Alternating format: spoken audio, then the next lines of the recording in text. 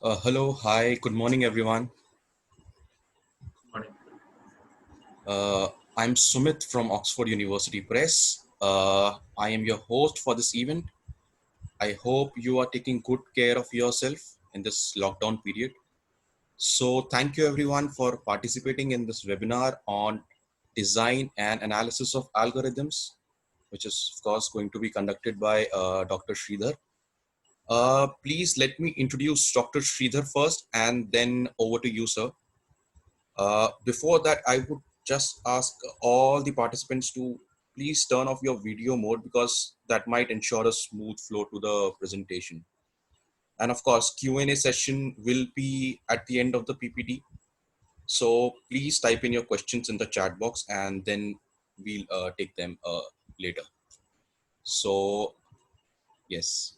So Dr. Sridhar, he's professor, Department of Information Science and Technology, College of Engineering, uh, Gandhi campus at Anna University, Chennai.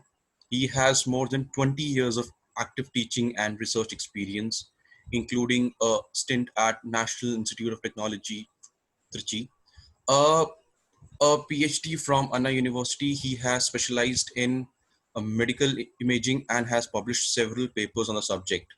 And, and of course, he has authored two books with Oxford University Press. One you can see on the screen, and the other one is digital image processing.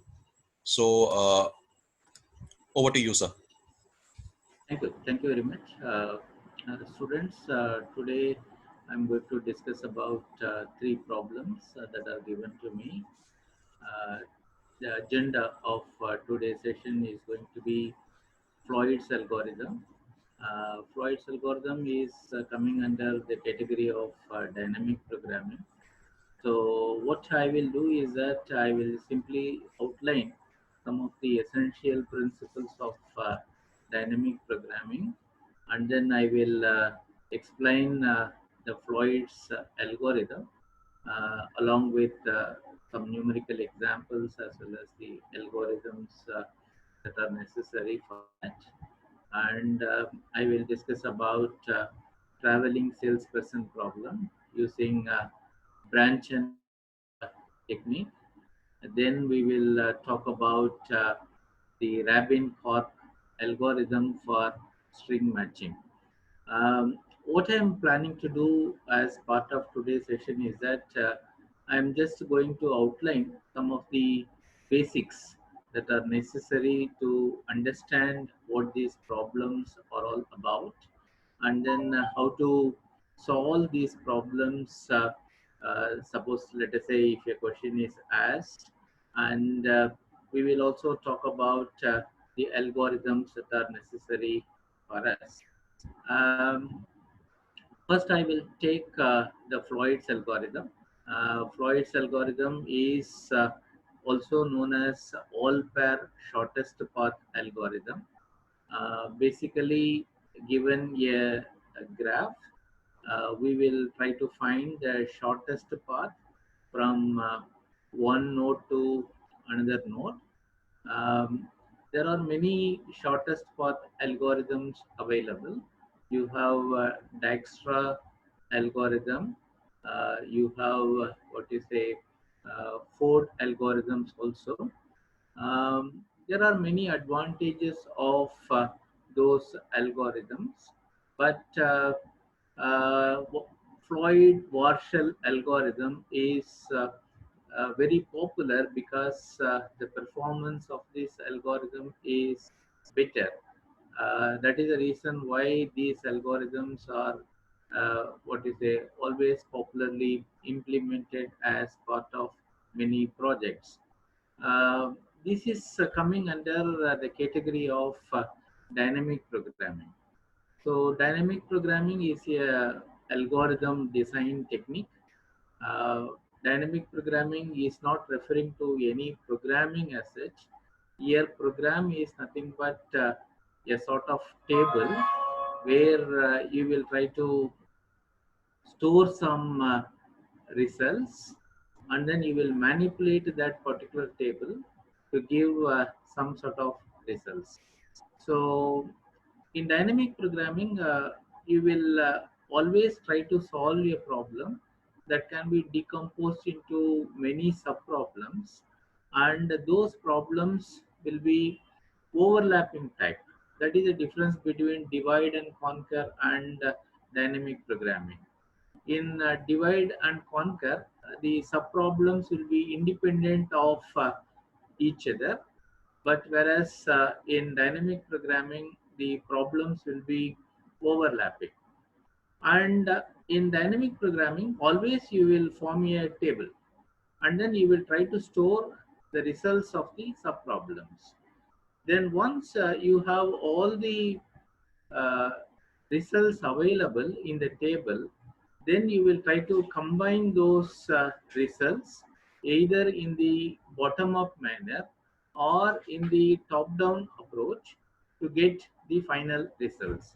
So the outline of solution is something like this.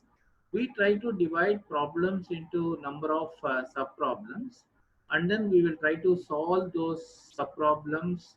Then we will try to store it in the uh, table. Then we will combine those results of the sub problems in a top down or bottom up approach in order to get the final solutions. To illustrate how this dynamic programming works, we will simply take the example of a Fibonacci series. All of you know Fibonacci series is nothing but a series which can be given as a recursive equation, that is f of I is nothing but f of I minus 1 plus f of I minus 2. So that means any element obtained will be nothing but the sum of the previous two elements.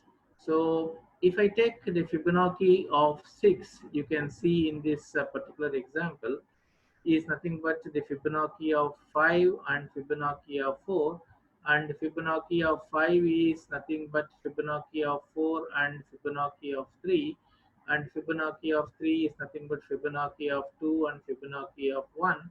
So like that it will go. So the base condition you know very well is nothing but your 0. That is your base condition. I have given a recursive tree structure here to illustrate how this problem is what you say is enlarging. So you can see there are many problems that are repetitive in nature. For example, here you see Fibonacci 3 is there. Here also Fibonacci 3 is there. Here also Fibonacci 3 is there. So the real point is that there are many problems that are overlapping. This is what I meant by overlapping. So that means when you try to divide a problem into lots of subproblems, many subproblems will be kept repeated. And whenever you have these sort of things, the logic is very simple. You don't recompute this again and again, because you will be spending a lot of energy for recomputations. So to avoid that, what you are trying to do is that you try to tabulate all the results of this, so that the main idea is reuse and don't compute. That is the logic. The thumb rule is we should reuse the solutions rather than computing that as fresh. So the solution for this problem is something like this, where I will try to create a table where I will try to start storing the results as Fibonacci of 0, Fibonacci of 1, Fibonacci of 2, like that. Then later on, whenever I want some Fibonacci of 5, so what I will try to do is that I will try to look into the table, and then I will try to see whether the results of the subproblems are already available or not. If it is already available, then I will try to combine that, and then I will try to get some sort of the solution for this. So these 5 points are very important in order to understand any problems that are coming under the dynamic programming category. The first thing is got the overlapping subproblems.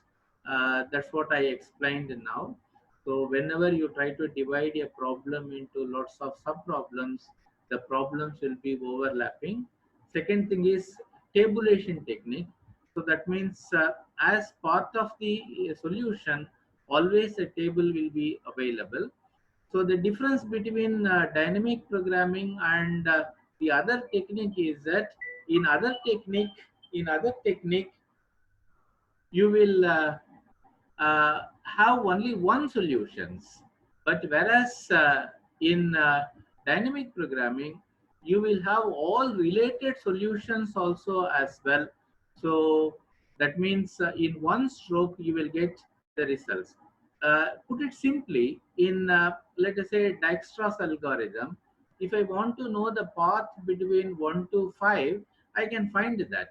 But if I want to find the path between 2 to 4, then again I have to restart the algorithm by having the second city as a starting one. So in other words, I have to restart that particular algorithm. That is not necessary in dynamic programming. In dynamic programming, once a table is completed, you will find the shortest path between any city to any other city. That is the reason why we are calling this as all pair shortest path algorithm. That means given any two nodes, actually we will find the shortest path. That is the logic behind that, and this is what we are calling as the memoization technique. Memoization is the corruption of the word called memorization. So like memory, you try to keep everything into the table as a sort of memory, and then you try to manipulate that to get your results. This is the top down approach, but traditionally bottom up approach is what normally used in dynamic programming to compute the results. And then the fourth point is optimal substructures. This is a very important property that we have to understand. So what is that optimal substructure property is that, fine, I can get the global solution by combining the solutions of the subproblems. This is what we are calling as the optimal substructures. So in other words, I can take a problem, divide that into lots of chunks. I can solve the chunks separately. I can store all the results, and by combining everything, I will get the overall solutions. In other words, if the solutions of the subproblems are optimal, then by combining the optimal solution will be a better optimal solutions. In other words, let us say if the path between Chennai to Viluppuram is optimal and from Viluppuram to Madurai is optimal, then the path between Chennai to Madurai should also be optimal because it is constructed using the uh, optimal solutions of its subproblems. This is a very important point that you should keep in your mind. Only when this property is satisfied, that problem is a candidate for dynamic programming. Otherwise, you should not attempt to solve this particular problem under this category. Fortunately, Floyd's algorithm is coming under dynamic programming because the problem consists of the optimal substructures. And finally, the golden principle is that principle of optimality. Principle of optimality is that suppose let us say if I go from I to j, and if I try to divide this problem as I to k and k to j, and if I say that this is optimal and k to j is also optimal, then the path between I to j should also be optimal. So that is what the principle of optimality is that, and based on this principle only, two persons, that is Floyd, this is Warshall. So both these people have jointly worked together and formulated this Floyd-Warshall algorithm. Warshall, you know very well, is the designer of the transitive closure algorithm. Transitive closure algorithm is the basis for your Floyd's algorithms. So now we will try to see how this algorithm works. So the essential points are this is coming under the dynamic programming. Initially, you will be given a graph like this. First, I will explain the algorithm part. First, I will explain the numerical part, and from the discussion based on this, you yourself can coin the algorithm for this particular problem. So a graph will be given. So the logic is very simple. I have to find the shortest path between all these what is a nodes. That means I have to find the shortest path from 1 to 2, 2 to 3, and I can be given any two nodes. And if somebody asks what is the shortest path, I should be able to provide that. You can see that this is a directed graph. So there is a pointed edge goes from one node to another node. So this is the adjacency matrix. Um, you know very well the graph. In order to manipulate, we have to store this into a data structure. So two data structures are very popular. One is the adjacency matrix and another is adjacency list. Adjacency matrix is very easy to visualize, so that is the reason why we are using this adjacency matrix notation for this particular thing. So you can see that there are three nodes available. So 1, 2, 3 is there, and here also you have 1, 2, 3, and there is no loops that are available as part of this graph. So that means I don't have any edge connecting 1 to 1, 2 to 2, and 3 to 3. So whenever you don't have any loop kind of things, you will put a 0. So students, please carefully observe here. 1 to 1 is 0, 2 to 2 is also 0, and 3 to 3 is 0, and 1 to 2, 1 to 2 is 1.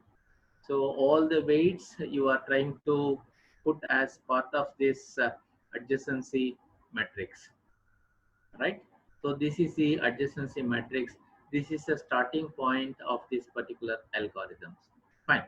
So now what is the fundamental idea of Floyd's algorithm? The fundamental idea is very simple.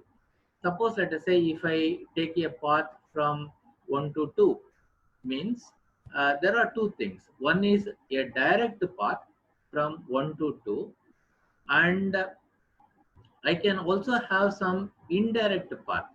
For example, from node 1, I can go to node 3, and from node 3, I can come to 2. So, in all stages, I will have the direct path as well as the indirect path. So, this is nothing but a sort of principle of optimality. So, that means if I have to take a decision from I to j, what I am trying to do is that I am trying to take a intermediate node called k, and I try to find the path between I to k and from k to j. So I will compare the direct path and indirect path, and I will try to find which is the shortest one, and then I will try to record that as part of the table. This is what we are calling as the updation principle. So again, I repeat, the fundamental point is that I will find the direct path and indirect path, and I will try to find which is the shortest one. Then I will try to update that into that particular table. So I will simply keep on the table, as I said, as the basics of dynamic programming. And at the end of the iterations, I will be able to get the results. So in this graph, I have three nodes. Therefore, I will have only three iterations. So that means for this problem, at the end of the third iteration, I will be able to get the solution, and that solution will give the shortest path between any two vertices. Okay, so this is what the logic is. Fine. So now the question is, what is the intermediate path? So that is what the Floyd's contribution. So the Floyd contribution is like this. I will start with what you say, uh, the initial node, that is a starting node, as a permanent node. So that means what I will try to do is that I will try to start something like this. This is nothing but your d of 0. So that means d of 0 is nothing but your adjacency matrix. So you can see that I have straight away copied the adjacency matrix to d of 0. So now what I'm going to do is that I'm going to consider the node 1 as the available one. So that means the first row and first column will not be affected at all, because those uh, the uh, cities or vertices that start from 1. So that means the first row and first column will not be affected, and only these other things will be affected. Okay, so here also the diagonal elements will not be affected, because as I said earlier, there is no loop actually. So therefore it is going to be 0 and 0. So now what I am going to do is that I am going to update what you say, these elements, that is 5 and 7 is what I am going to update. So for that, what I will try to do is that I will consider the node 1 as a permanent node. In other words, that is the only node that is available for us, right? So now see how I am going to update. I am going to update 2 comma 3, that is nothing but 5 I am going to update. So that means you can see very well it goes something like this. D of 2 comma 3 is nothing but I am considering 1 as the permanent one, therefore it is going to be d of 2 comma 1.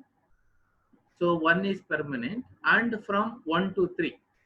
So in other words, the direct path from 2 to 3 and the indirect path of 2 to 1 and 1 to 3 I am considering, and I am trying to see which is the, what you say, the minimum of this. So d of 2 comma 3 is 5, which is already available. D of 2 comma 1 is 9, and d of 1 comma 3 is 8. So 5 is less than 17. So that means I should not alter this at all. So that is the reason why you see in the next, in the output, actually I have not changed that 5 at all. But on the other hand, if I take d of 3 comma 2, so 1 is permanent, therefore I will go from 3 to 1 and from 1 to 2. The direct path is 3 comma 2 and indirect path is 3 to 1 and 1 to 2.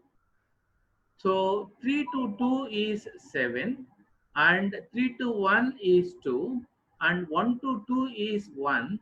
So if I see that, you see 3 is a minimum. Therefore, what I'm going to do is that I'm going to replace this 7 with 3. Students, I hope you understood what is being said here. So what you are trying to do is you are trying to make vertex 1 as a permanent one.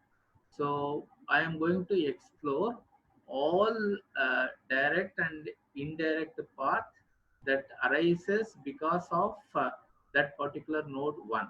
Okay, so I am trying to find the direct path and indirect path. I am trying to compare, and let us say if indirect path is better, means I am trying to update. If already available values are minimum, then we are not going to disturb that at all. Okay, so that is the logic. So now this is what I have. Now I am going to make 2 as permanent. Now 1 is also available, 2 is also available.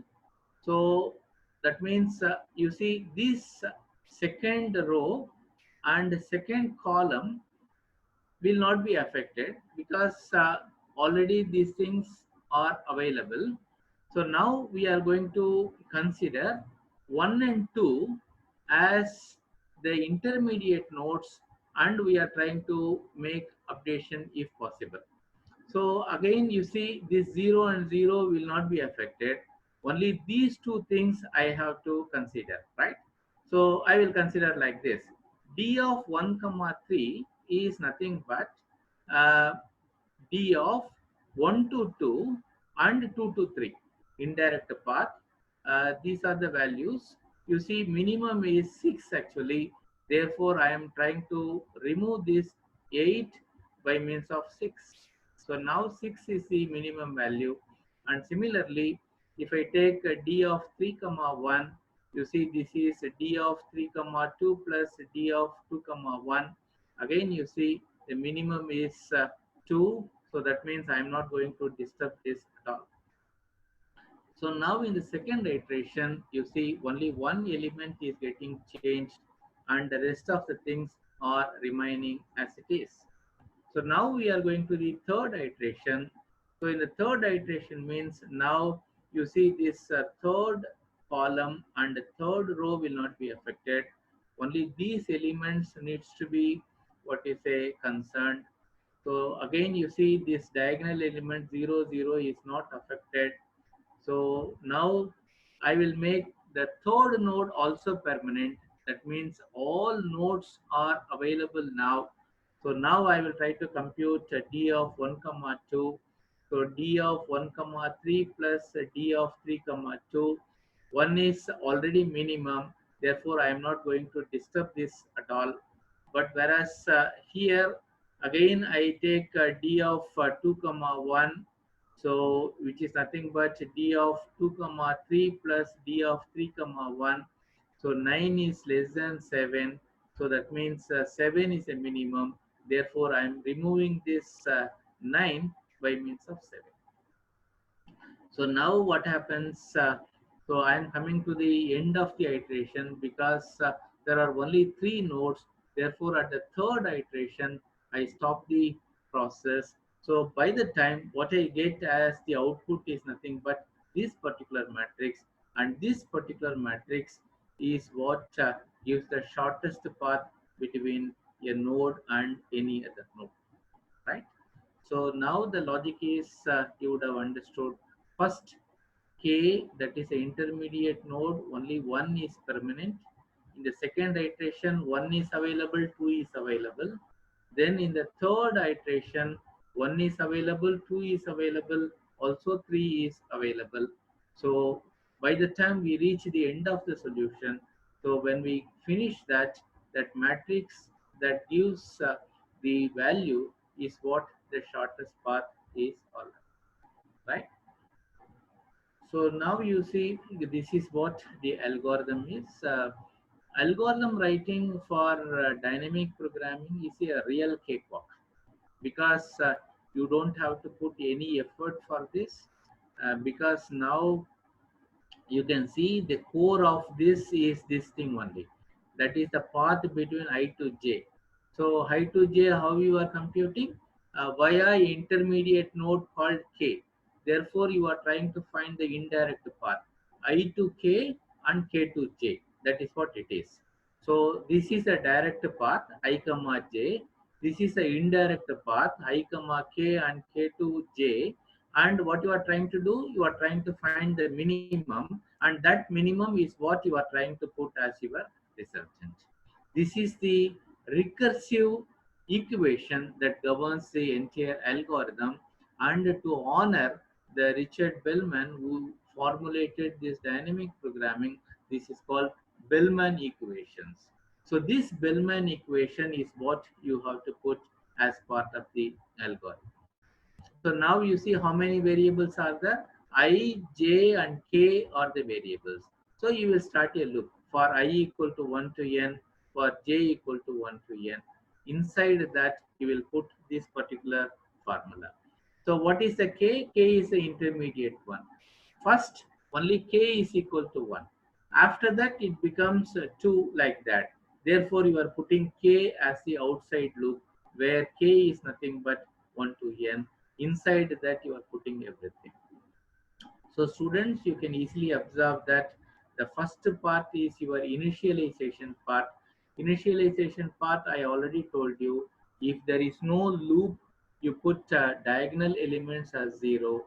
If the weights are there, you are simply copying that weight of the adjacency matrix to the iteration. You form D of 0, and after that you enter into this. You try to looping around till your end of the iterations.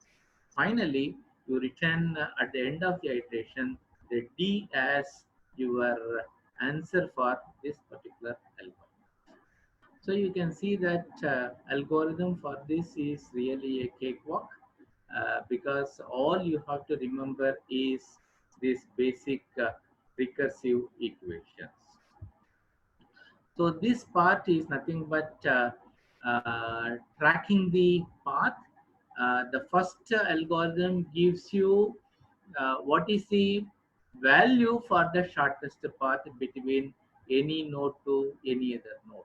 But it doesn't tell us via which node we have to reach that. The logic is very simple. What you have to do is you have to note down the k also. So suppose let us say if the indirect path via k, where k is equal to 2 is minimum, means then you have to record which minimum value gave you the shortest path.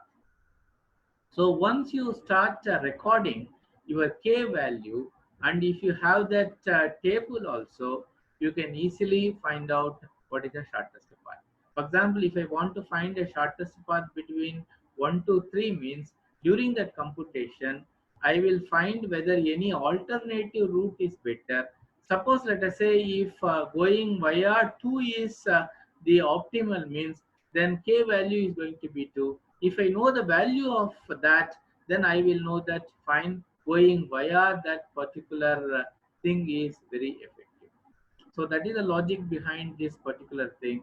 So again, you can see very well, this is the core part. All you will do is you will try to call this in a recursive manner, and then you will try to, what you say, keep on outputting j for which k is minimum, right? So that is what it is.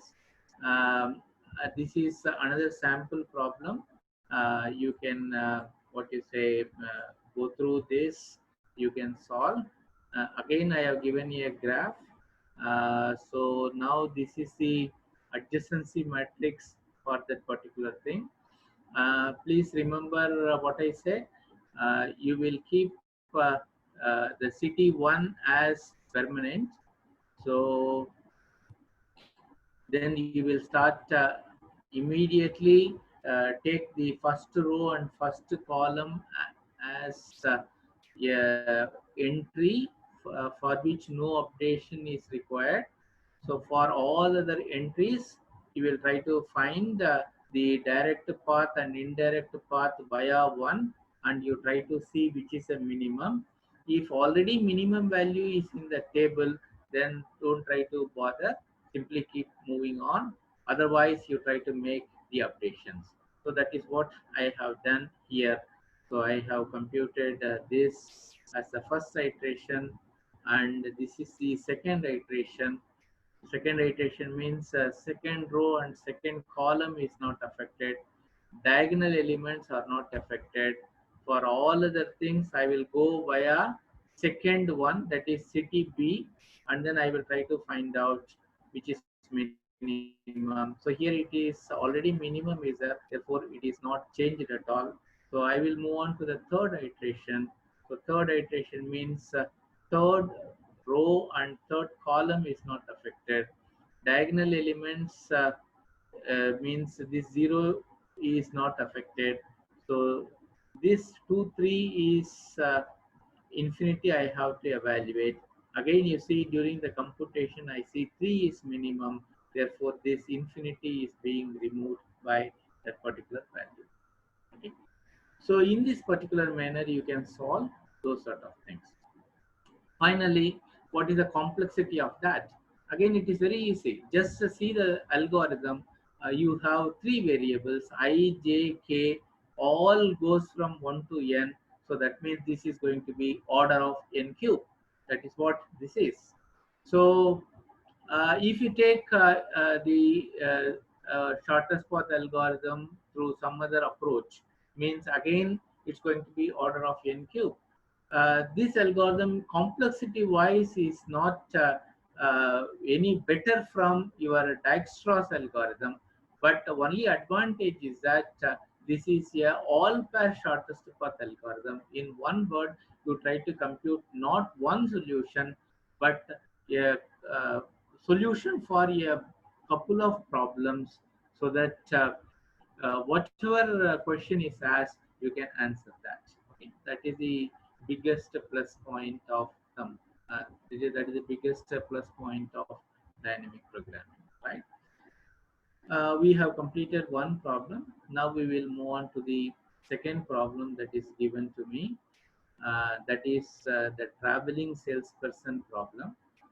Traveling salesperson problem is one of the finest problems we have in algorithms. So the logic is very simple. We will be given, let us say, 5 cities means I will start from one city, and I have to visit all other cities only once. That is the key point. And I visit all the things, then I come back to my parent city. So that is the traveling salesperson problem. The beauty of the problem is that it works nice for smaller instances. Say, for example, 50, you can say. But beyond that, the algorithm becomes computationally very, very hard. So suppose, let us say, if I take the cities of, let us say, a country like Sweden. If I want to formulate a traveling salesperson problem for that, the algorithm will run for many days, because it becomes computationally very, very hard. Um, um, if that is the case, imagine if all cities of India is considered, then it's a huge problem. It's virtually a NP hard problem. There are many solutions available from different perspective. You have solutions available for TSP using greedy approach. You have solutions available using dynamic programming, etc. Today we are going to discuss about the branch and bound algorithm logic for solving this particular thing. Um, the logic is very simple. In branch and bound, you try to generate the solutions.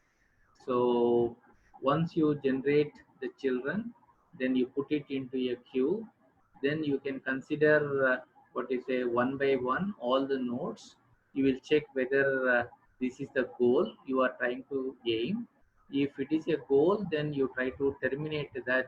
Otherwise, you simply proceed to the next node. To avoid processing of the same node again and again, you have certain names like e node, date node. You have some live nodes and all. For example, initially, if when I start this problem, all nodes are live nodes only. Then once I start generating a, then a becomes e node, and once I generate the children, then a becomes a dead node. So that means we are changing the status of that particular node, so that that node will not again be what is a processed, right? So that is the logic behind that particular thing. You have two kinds of algorithms available. The algorithm which I have given here, which uses the queue, is nothing but what is a FIFO based branch and bound algorithm. Because I am trying to put all the nodes into the queue, and I am trying to process the queue for getting the solutions. but the most popular algorithm is called a least cost branch and bound algorithm. Least cost means I will use a priority queue, and I will try to find the children which gives me the lesser value, right? So that is what we call as the least cost. So once I find a least cost node, then I will try to make a jump into that. So this is called intelligent searching algorithms. So DFS, BFS, etc., which you have studied already, are called unintelligent search, where I am not using any intelligence and I am trying to brute force technique I will use for searching all the nodes.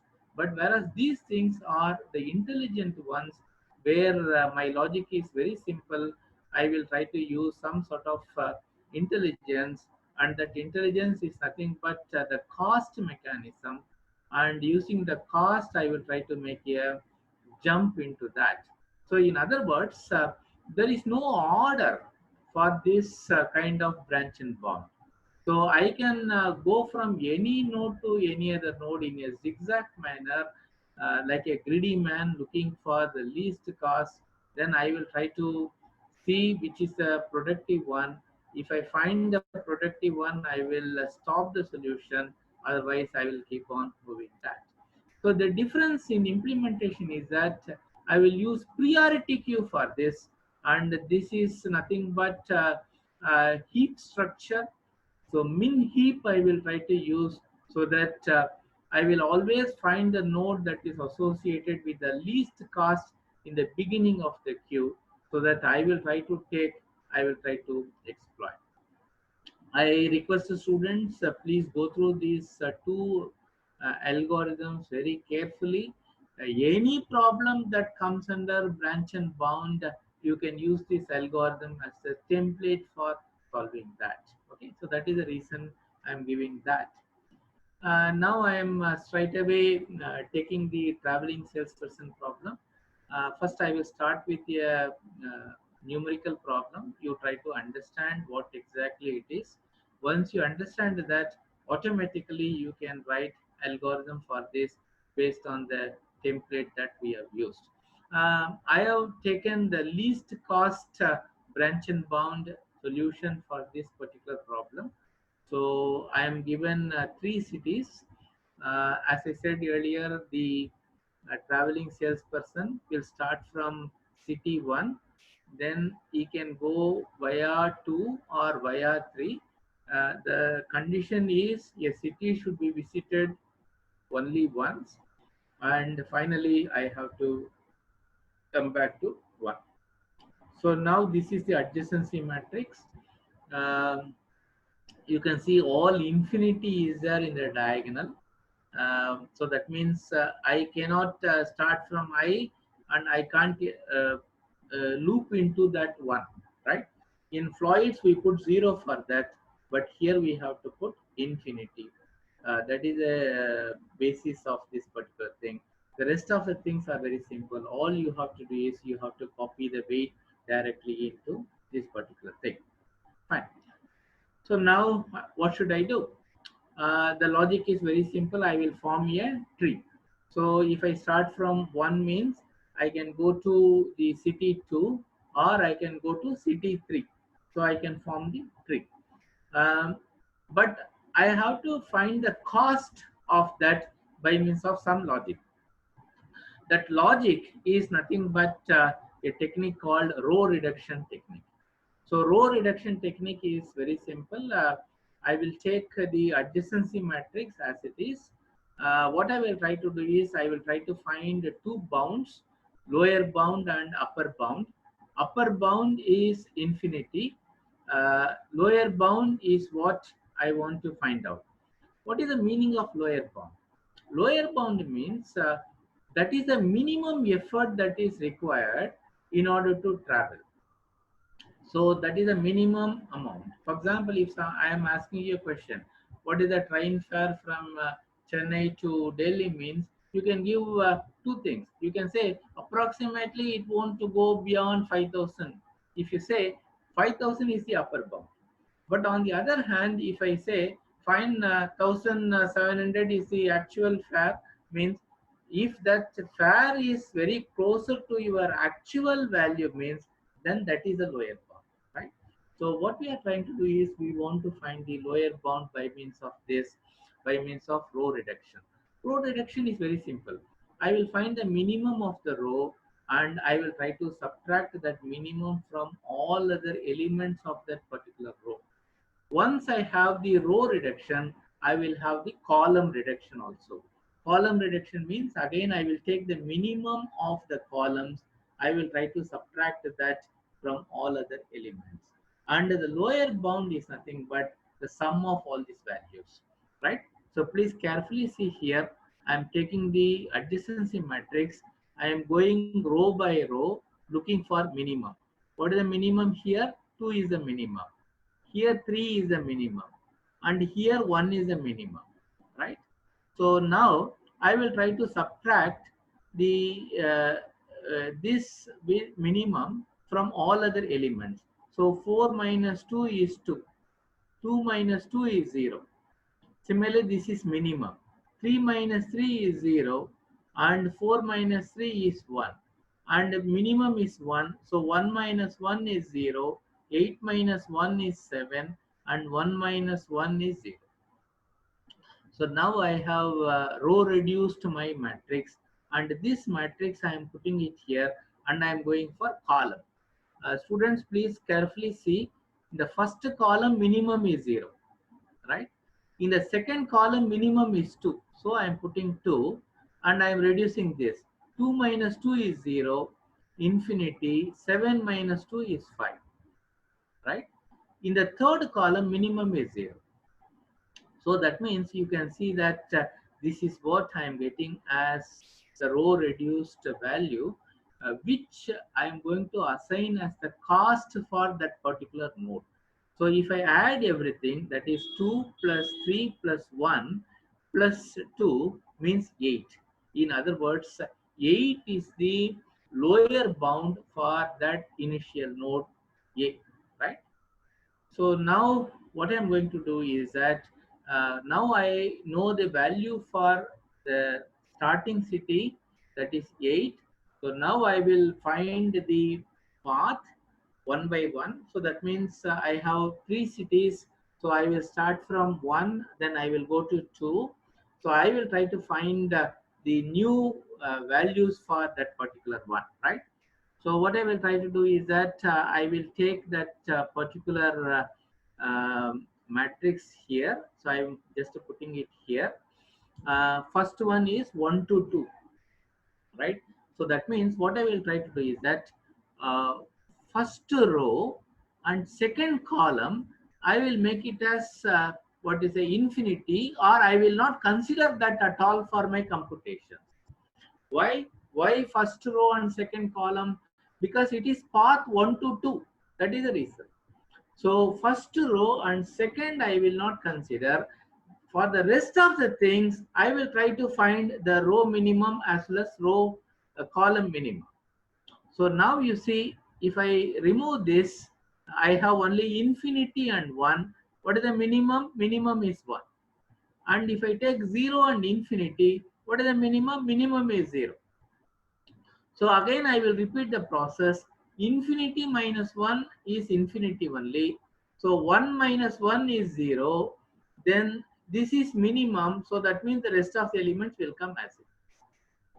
Students, please note here. So now this is a row reduced to 1. And this will go as the input for this. This is path 1 to 2. Therefore, first row and second column will not be considered.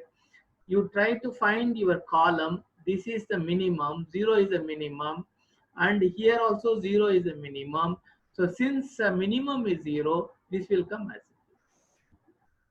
So now what is the cost? Cost is what is the parent of this? Path 1 to 2, that is a city from A to B, means parent is A. Therefore, I will take parent 8, and how much value is used for row and column reduction? So only 1 is used. Rest of the things are 0. Therefore, it is going to be 1. Then what is the value of 1 to 2? So this you can't find this particular matrix. In the original adjacency matrix, you will find that is nothing but 4. So if I add everything, I will get 13 for this particular node, right? So that means now you see 13 is the cost that is associated with path 1 comma 2. So I will go to path 1 comma 3. Again, I will take the reduced matrix of parent A. So now what is the path? 1 to 3. So that means third column and the first row will be made as infinity or will not be considered at all. So if I take that means if I remove this first row and third column, you have only this matrix. So minimum is 5. So that means you can see very well this becomes 0.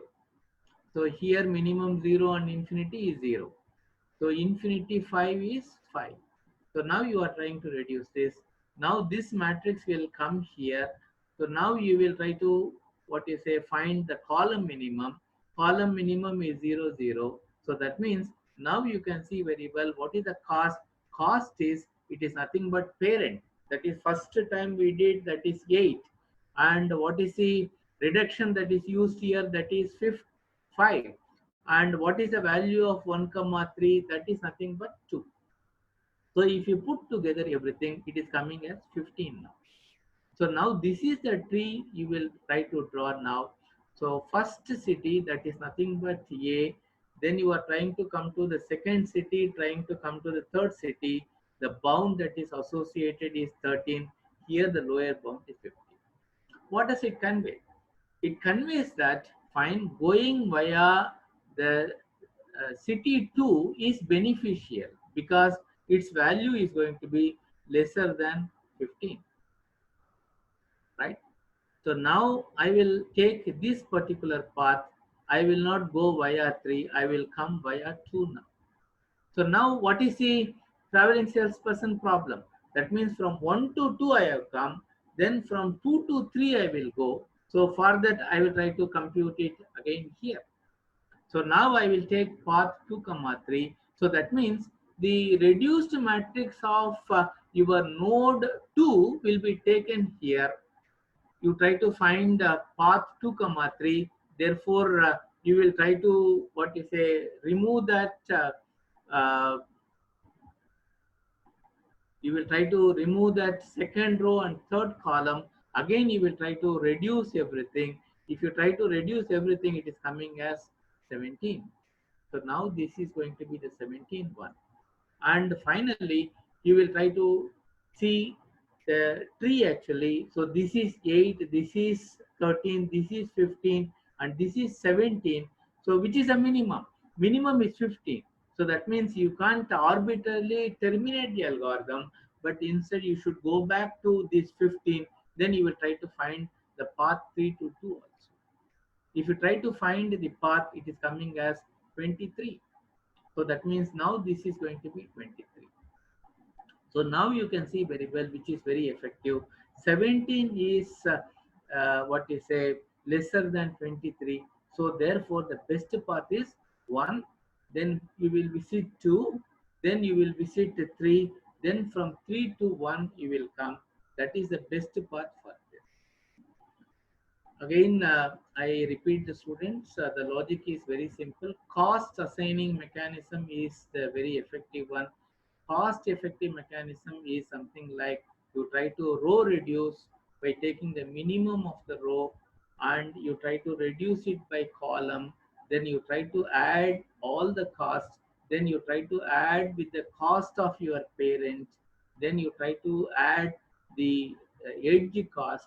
So that will be the cost measure using which you will try to do that. Right? If you take the Anani Levitin kind of books, actually, they would have simplified their discussion still more further by putting order. They will say that fine, you are not allowed to visit C if you are not visited the city B already. If that is the case, straight away I can remove this from the tree because This problem requires me B should be visited before visiting C. So in other words, I will try to generate a tree like this, like a backtracking. I will use some sort of a cost measure, and using this cost measure, I will try to remove the edges if possible. But finally, the searching is by means of the cost only. Anani Levitin is a very too simplified solution. But for your exams and all, branch and bound technique, you will have to use the reduced row or column method only in order to do that. There is another way of solving the problem called Hungarian problem, where you can take the zeros straight away, you can draw some lines, you can find out. That also I have mentioned in my book, but that is too simplistic. So this method is bit right. Mm, Finally, we come to the Rabin-Karp algorithm. Um, this is a string matching algorithm. Uh, uh, the top person is Robin. This fellow is Karp. Both these persons have tried to implement what you say the string search algorithm called the Rabin-Karp algorithms. The logic is very simple. You will have text. A big text is there. You will have pattern.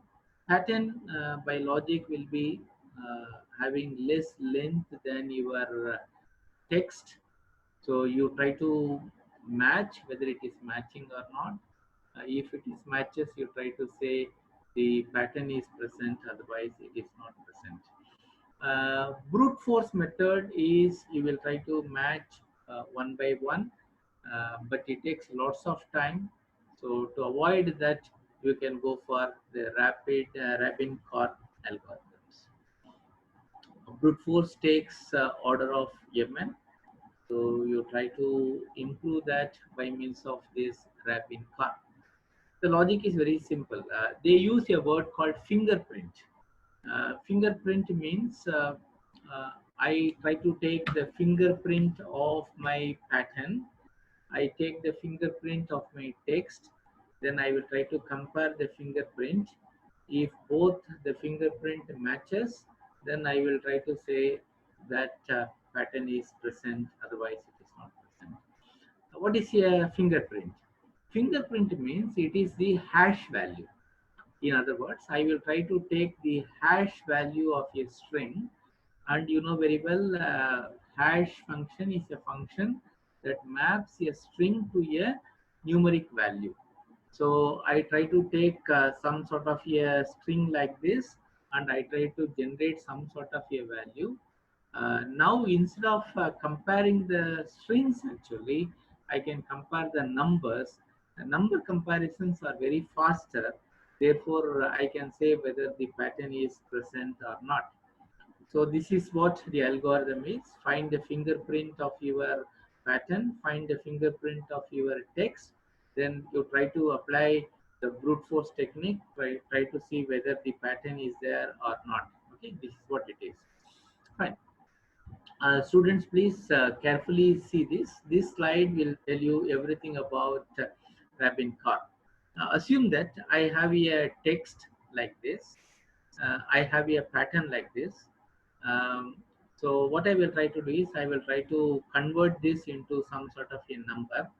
For that, I will try to use some sort of a mechanisms like this. This is just an hypothetical. This is not the actual practice of Rabin-Karp. For just for pedagogical reasons, I am putting like this. Let us assume A is equal to 1, B is equal to 2, C is equal to 3, and D is equal to 4, right? So this is just a hypothetical things. Actually speaking, ASCII value should be used, right? So I can use a ASCII value or EBSTIC value, but those numbers will become bigger. To avoid confusion, I will try to take a very simplistic examples like this. Similarly, to simplify the discussion further, I will simply take a hash function, which is nothing but the addition of those numbers, right? So again, it is too simplistic, but actual practice it is not so. Suppose if I take addition means, let us say for this pattern AAP, what I will do, A, the code assigned is 1. For A, code assigned is 1. for B code assigned is 2. I am trying to add everything. 1 plus 1 plus 2.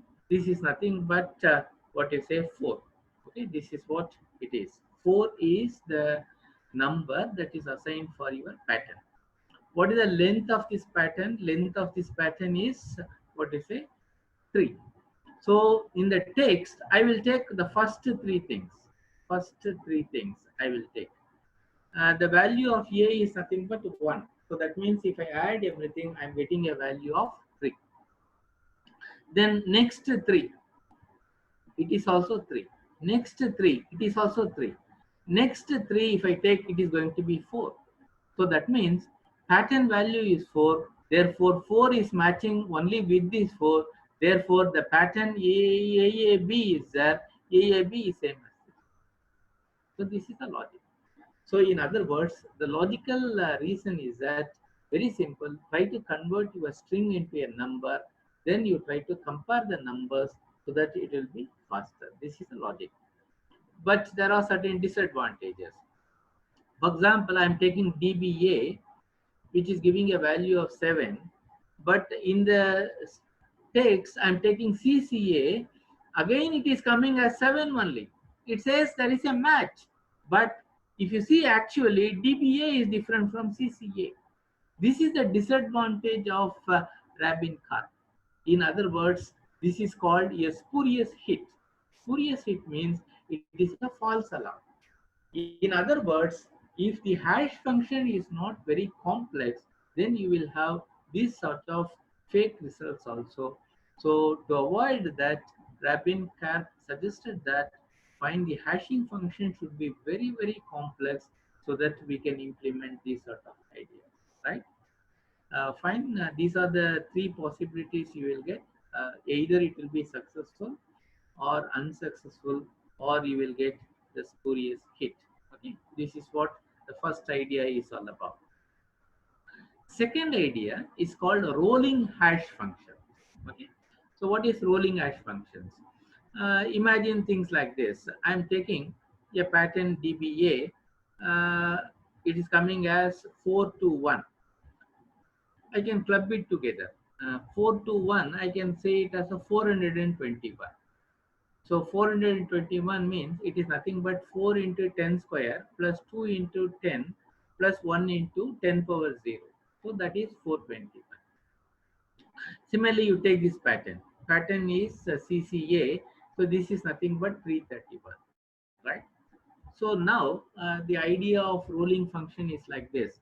Now what I will try to do is I will try to put this CCA into this CCA. There is a match. After that, I will start moving the pattern to this particular thing. Then I will try to match CCA with next 3. So how to do that? If I want to do this means I have to subtract this C value and I have to add the value of this C. That is what I'm trying to do.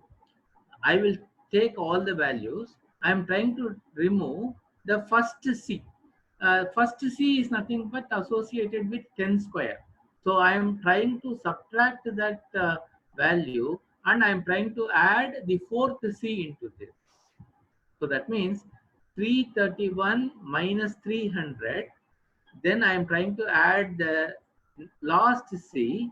So I am getting 313 as your next things. In other words, rolling hash function is nothing but I will keep on moving this, right, without going back to the string for rehashing. That is the logic, right? So I can illustrate another example also. For example, if I want to get value for the next sequence BCD means I have to remove A and I have to add D.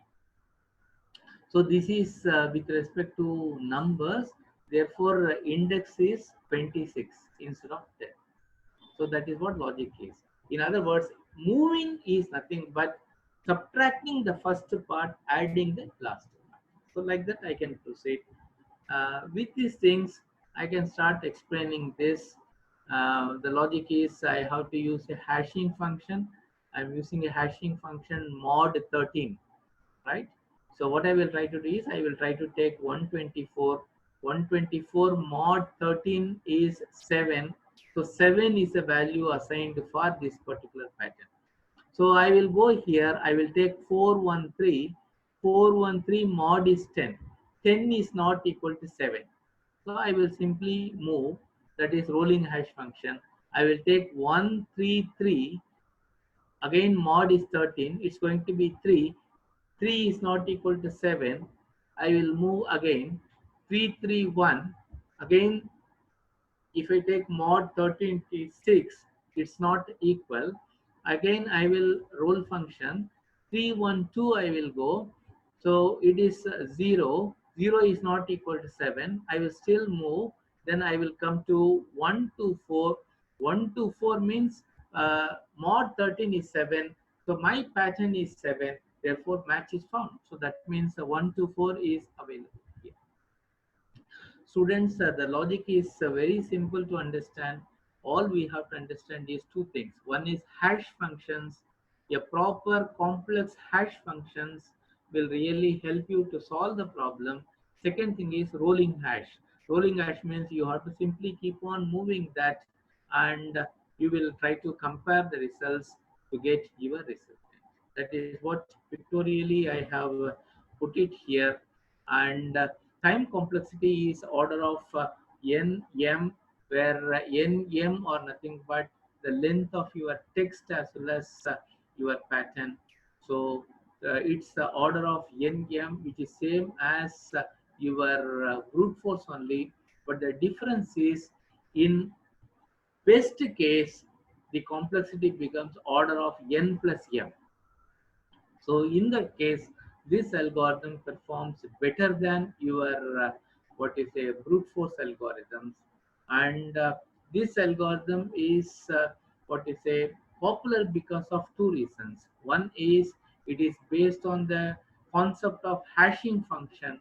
So if hash functions are very what is a very complex, for example, if you are trying to take a C programming implementation, means if you are using 32 bits for implementing a float, means 2 power 32 is going to be a perfect number for mod functions.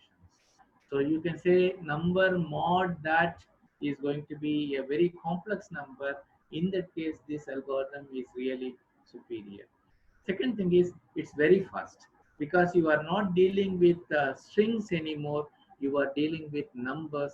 Therefore, it is very useful. You will be surprised to know the practical application of this. One practical application is plagiarism checking. For example, let us say you write some papers, right? If I want to know whether it is really what you say original or not, what I can do is that I can have a library of documents, and I can take your document, I can convert that into numbers by means of the hashing functions. The same logic I can apply for my pile of documents. Then I can start comparing using this sort of algorithm. And if there is more match, means I can come to a conclusion that contents are almost the same, so that means there might be the possibility of plagiarism. So in other words, we can easily check if I have a heavy corpus of documents, means I can compare your document with those corpus, and I can really find out how genuine your work is. Okay, it's a fantastic concept. Needless to say, it is very attractive because of these reasons, right? Unlike your dynamic programming, unlike your branch and bound, this algorithm doesn't have any strong mathematical principle. It's nothing but the question of hashing functions for comparison, right? So with this thing, I have concluded three parts which is given to me. Uh,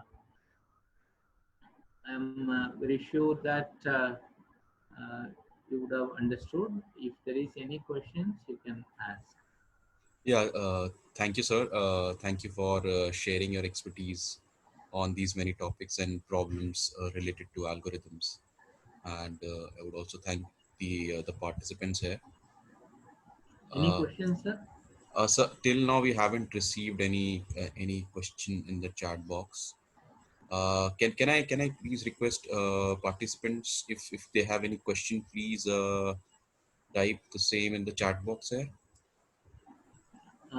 One I got is something like, is it similar to some algorithm coding or something? I don't Can know what exactly it is.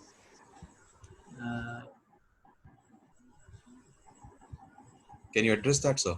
If no, they simply said, sir, it's like Caudane's algorithm. I don't know what Caudane is all about. I don't know. Mm. one we have got, sir, now. Are there any implementation problems in Floyd? No, there are no such. Everything depends on the instances. If you have lesser number of instances, say for example 50 vertices or something, then the instance can be easily solved. It's going to be order of n cube. So it's going to be a fantastic implementation.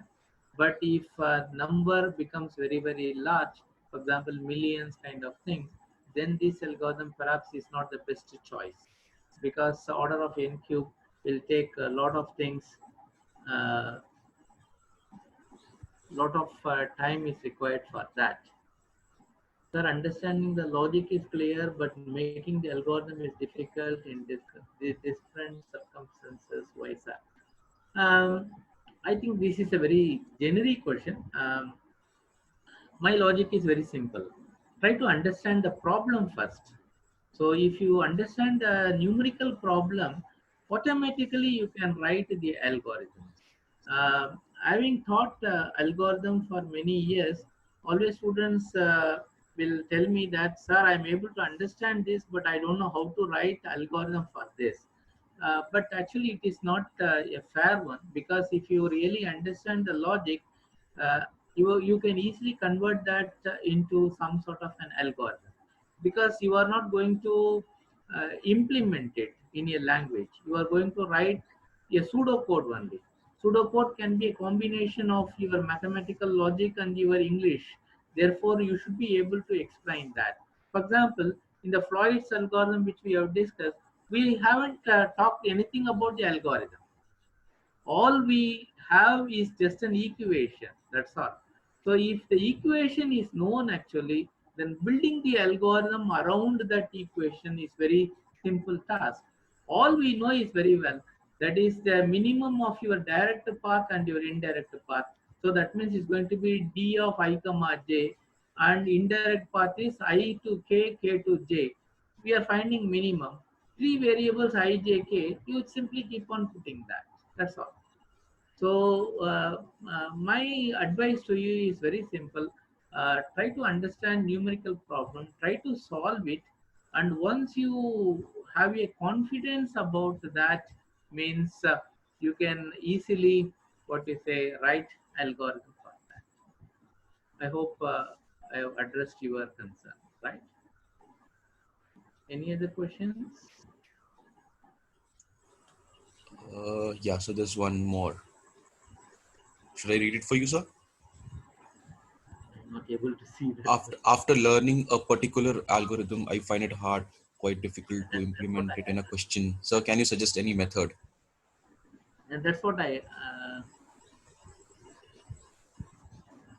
It's after learning a particular algorithm, I find it hard, quite difficult to implement it in a question. I don't know what you are suggesting. Maybe you are talking about implementations. Yeah, sir. Even I guess so. Yeah, yeah. Implementation is very simple. You should know a language as simple as that, Python or C. You should know it as your mother tongue, as simple as that. So once you have the logic ready, uh, so language will give you the necessary syntax. All you have to do is you have to convert that into that particular language. It should be very easy if you master a particular language. I suggest you Python for this. But I will try to address here another question actually. The most difficult thing is, given a problem, how you will find the suitable logic to implement it. That is a real question which you have to further about. For example, if you give the TSP problem, I can solve TSP using greedy approach. I can solve TSP using dynamic programming. I can solve it using backtracking. I can solve it via branch and bound. So the question is, if a problem is given to me, how effectively I can write that algorithm is a terrific question. So in that case, I should know about all the strategies. So I should know about the plus and minus point of all the things, and then I have to pick up a logic which is very uh, conducive for implementing that. So once you understand that, then the whole thing will become very simple. For example, if I go for what you say, I can go for let us say branch and bound means if it is a hard problem, I can go. Otherwise, I can go for some dynamic programming if the instance is very less. If I want to write an optimal approximation algorithm, I can for greedy approach like that. The next question is traveling salesperson is NP problem. Exactly, on spot. It's a NP hard problem. That means the algorithm is not polynomial. It's all of the order of 2 power n. So that means if the number of cities becomes larger and larger, the problem becomes unsolvable. So that's what I said. For smaller instances, say for example for 50, it may really work by any approach. But if number of cities becomes million and all, it becomes very difficult to solve these sort of problems, right? You are on spot. It's an NP problem. So one question I've received privately. So the question is, what strategy we should follow to make our algorithm skills faster to get mastery in the computer science field? What strategy we should follow to make our algorithm skills faster to master the computer science field? So can I see that question, sir? Sir, I'll just type that in. Okay.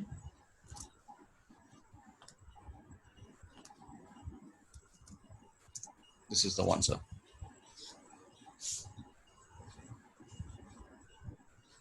Um, it depends on the problem which you have. For example, let us say if you have a problem for which we can't have any recursive formulation where principle of optimality doesn't hold, then we can go for dynamic programming.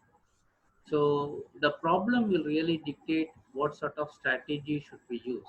For example, if somebody is suggesting me to implement binary search using dynamic programming, it's not possible because if I take the sub problems, they are independent of each other. That is one to mid and mid plus one to end. Problems are independent. Therefore, dynamic programming is not suitable. In that case, I have to go for divide and conquer only.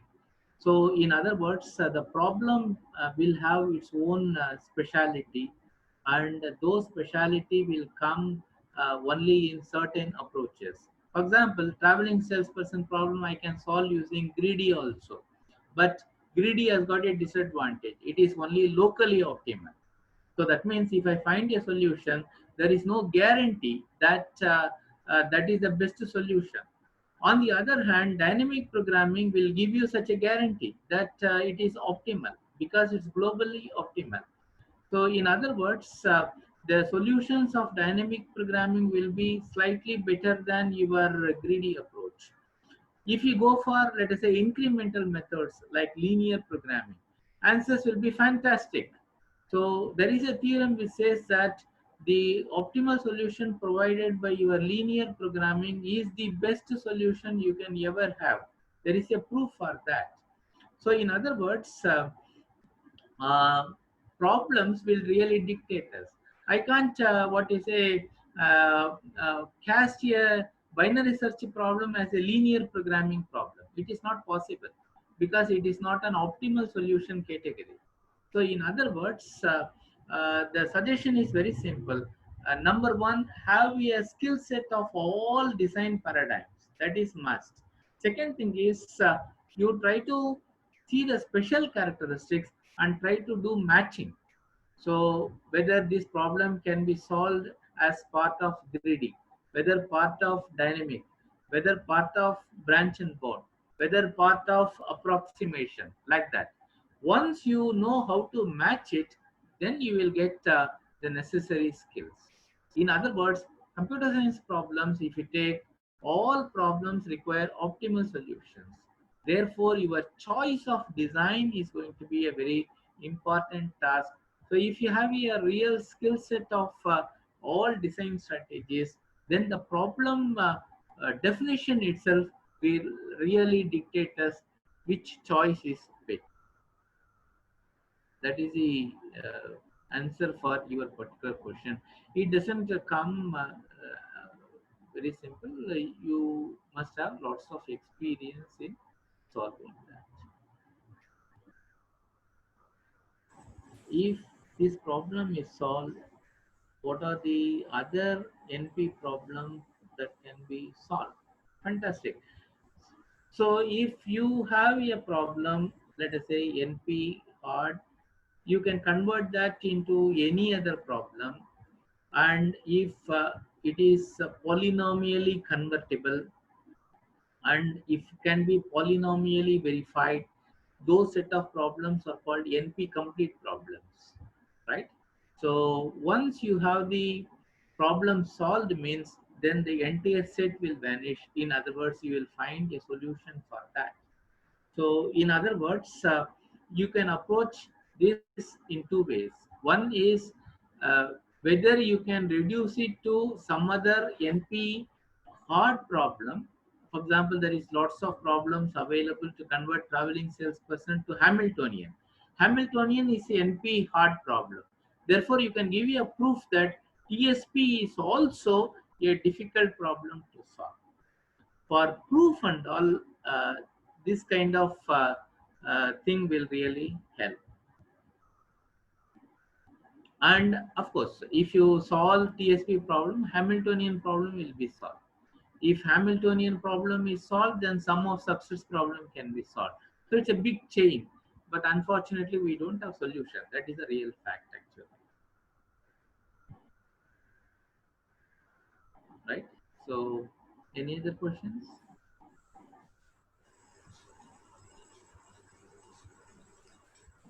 Participants, do we have any more questions?